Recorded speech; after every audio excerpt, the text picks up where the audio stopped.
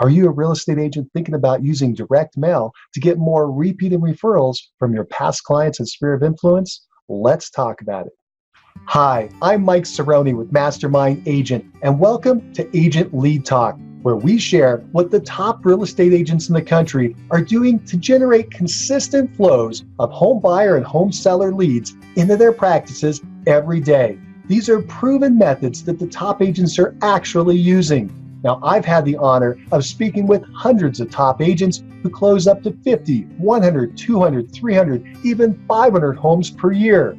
And through a special project, I asked them to come in and share one of their best lead generation methods. Today, we're going to talk about one of those methods. Let's jump in. Let's talk about an old school method that's working really well right now, and that is direct mail. Direct mail to your past clients and sphere of influence. Remember that the best way to get repeat referrals is to stay in front of your past clients and sphere of influence on a continuous basis. You want to frequently be in front of them. Now, you don't have to be in front of them every single minute of every single day, but you don't want to wait just once a year or once every 5 years. That's too long, right? So direct mail is a great way to get in front of those folks. Why? Because it's cost effective. You can target exactly who you want to talk to, and you completely control the message. So, and it's also something that can be easily automated, right? This is a really cool way to stay in touch with your people in your database. So let's kind of go down the ideas of how do you make this happen. First of all, I want you to know this idea is coming from Lee Brown. Lee Brown is a top agent out in Concord, North Carolina, just outside of Charlotte. Great agent, wonderful agent.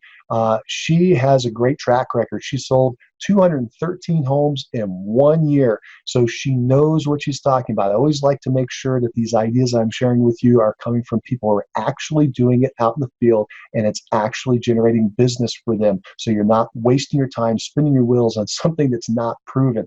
This stuff works. So Lee really likes direct mail. She's an introverted person, so she likes anything she can get out there without having to have too much interaction, especially in large groups. So she likes this idea of direct mail. And the question is, well, what do you do? Well, first of all, you want to get on a schedule for this direct mail, right? And she's determined that there's a great number that you should remember, and that is 21. Remember the magic number 21. If that's too big of a number for you, just remember the number 3. Okay, here's what I mean. You want to get in front of these people frequently, and the frequency should be 21 days. Every 21 days, you should be in front of them. And again, if that's too hard of a number, just remember 3 weeks. Every 3 weeks, you want to get back in front of those people because life happens, right? Life changes, and you want to be there when it does, and people need you to help them with their real estate, to help them buy or sell a home, or help one of their friends or family members buy or sell a home. So you got to be in their life. You got to be touching base with them. Direct mail works really good for this because it's easy to set up on a schedule and to stay in front of folks. Now, the next question is what? What do you send out to them? Well, one of the most powerful things in direct mail is to send out something that's already open, right? That's the hardest thing to do, is to get somebody to open an envelope. You've done this, right? You get all your mail, you scan it over the trash can, you're throwing away stuff that looks like it's a junk mail or something you don't need, and you're trying to keep anything that looks like a bill or looks important. Those are the ones you're going to open. Well, what you want to do in this situation is you can do something. If you do something with an envelope, make sure it's colorful, it's fancy, handwritten. It looks like a personal note from your Aunt Mabel that she might be sending you a "Hi, how are you" card or something. If that's one way to go, and the other way to go is this: just send something that's already opened. What is that? That's a postcard, right? A postcard that's already open. You don't have to open anything. You can just look at it, read the whole thing. It's right in front of you. So that's why postcards are so powerful. Now, regular size postcards are great. They're inexpensive, easy to get out.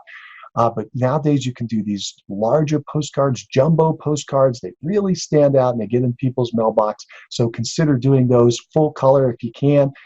It's very inexpensive today to do. There are a lot of printers out there that can get these things done. So That's what you're going to send out. That's how often you're going to send it out. Who you're going to send it out to is, again, your sphere of influence, your past clients' sphere of influence, these people that you know. These are the people most likely to refer for you. If you're on a really, really tight budget, you can narrow that list down to the people you believe will send you a referral. So your top 50 to get started, maybe top 100.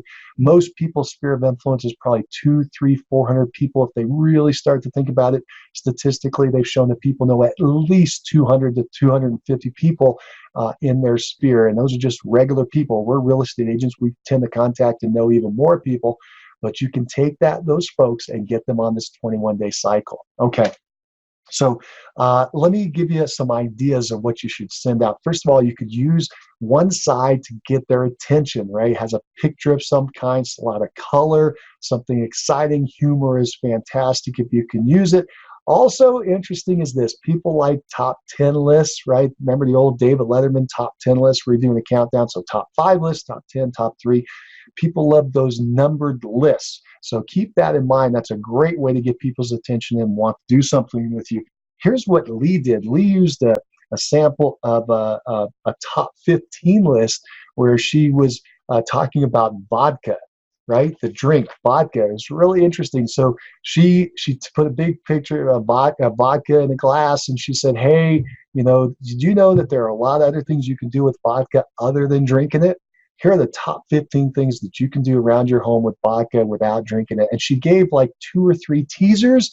And then she said, to get the rest of the list, go to my website, right? So she got people to take action. That's called a CTA, call to action. And this action was, hey, go over to the website and check out the rest of the list and have some fun. Of course, if they go over to the website, they're going to, first of all, remember she's in real estate. Second, they're going to see other offers, right, on her website to look at homes or to see properties or get a free market analysis or a list of homes or whatever she's got going on her website. That gets them in action. All right, so that's something to think about. Take these postcards and get people to do something when they receive it to keep them involved in your world a little bit longer, think about you a little bit longer. And this idea of a long list where they see a few up on the card and they go to your website to get the rest is very powerful. It gets them in that idea of responding to your postcards and taking action. All right, so that's one that you can use and one that you can think of. And thank you, Lee. So I think we talked about the big picture of why this is so powerful. By the way, you can do this yourself. You can print them out in your office. You can hire printers to do it, even designers if you want. A company that you should keep in mind if you want to print out there. First of all, I think you should use a local printer. Let me just say that right now, because you're going to make a contact with those folks. You're going to be talking with their people, and they may want to do business with you. You may get repeated referral. It's always a good idea to keep money in your own community. But if you don't have a local printer, or you're on the outs with it for some reason or whatever, or you just want to get another bid, there's a company online I've used a lot over the years, really great. It's called Got Print, G-O-T print.com, and they're pretty inexpensive. They do a pretty good job, and they're pretty quick in their turnaround. So keep that in mind. Also, how do you mail these things out? You could put a live stamp on them, so a regular stamp, and send it out, and that works. That works. Another thing to keep in mind, if for some reason you have these people clustered, though, is to think of every door direct mail. Although that works more for geographic farming. So maybe we'll talk about that on another day. So you're probably going to be doing live stamping, or if you have, I can't remember what the number is anymore, but bulk mail. If you have X number of people, you can go bulk mail and get that cost down a little bit more. The only problem with bulk mail is it doesn't get delivered right away. So if you need something to get out quick, make sure you put that live stamp on it. And that might be, if you're on a budget, make sure you do the smaller card. The smaller card goes out at a discounted rate over an envelope, right? A regular size number 10 envelope. If you get those postcards to go out, they're much cheaper. That's like a quarter of a sheet of paper, 8.5 by 11. If you cut it into 4s, that's about the size of a regular standard postcard, and that will go out at a discounted rate. Just go online to the post office and you can see what their rates are today, but I'm telling you, it's going to be a bit of a break over sending out an envelope. So I hope that was helpful for you. I hope you take this idea and run with it. Direct mail to your folks. You now know how often to do it, how to get it out there, what kind of messages to send, and I think you're going to get a lot more repeats and referrals. All right, I hope that's been helpful. Well, do you like this lead generation idea? Want to hear exactly how to do it directly from the top agent who mastered it? Check out Real GTV, Real Estate Agent Lead Generation Television. Basically, it's a huge database of training videos where the top agents in the nation describe their best lead generation methods. Many share scripts, role play, show marketing samples and demonstrations. Basically, it's a proven lead generation library. If you want to create your own lead flow machine, just like top agents, consider joining Real GTV. Hit the pause button, open an internet browser, and type in Real GTV. That's REALG.TV, Real Estate Agent Lead Generation Television, and check it out.